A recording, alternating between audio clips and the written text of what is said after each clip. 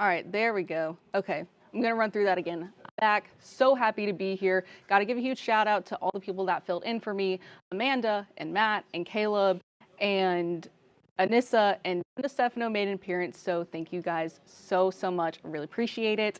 So happy to be back, and I'm ready to give you your Tuesday headlines. So let's jump right in. So first, on I-10 East, it was very backed up this morning and afternoon. Well, here's why. This is some footage from earlier this morning. An 18-wheeler caught fire after a crash. This is near the North Thompson Avenue exit in Iowa.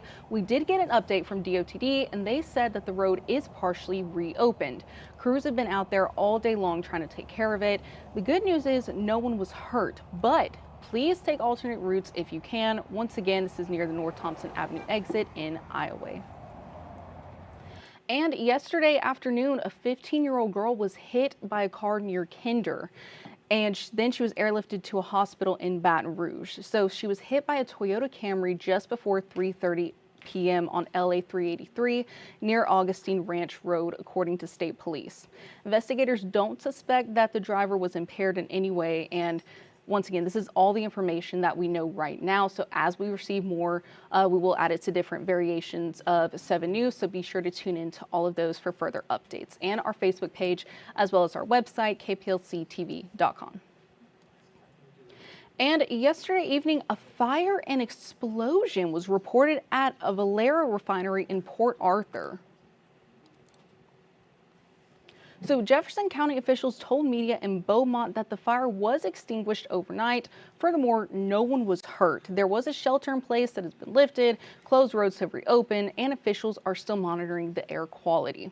So the explosion, though, was felt for miles, and black smoke could be seen rising from the refinery.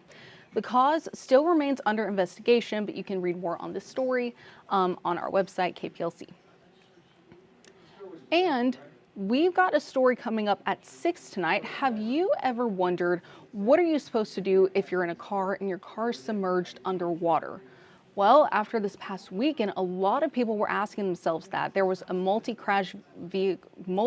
crash on I-10 that led to a bucket truck being submerged in the Calcasieu River. Luckily, they escaped. They're okay. So here's some of that. A 2024 study by AAA found that nearly 400 people lose their lives every year due to being trapped in a submerged vehicle. So, what are you supposed to do? Well, today, Caleb Carter spoke with the Calcasieu Parish Sheriff's Office Marine Enforcement Unit on some of the best practices for people who find themselves in those situations. They gave him a full rundown and a demonstration, and that'll be coming up tonight at 6.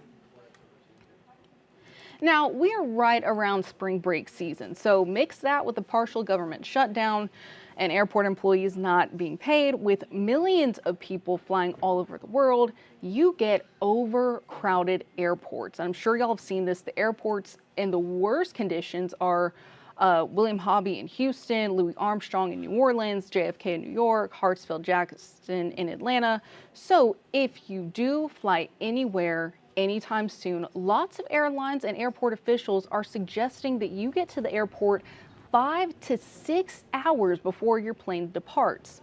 I was leaving out of George Bush in Houston on Sunday, and around 1:30 a.m., people were already in line posted up waiting for TSA to open.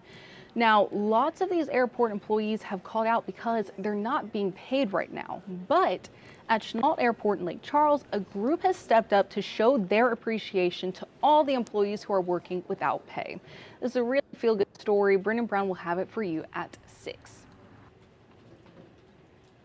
And that is all from me today. Thank you so much for stopping by.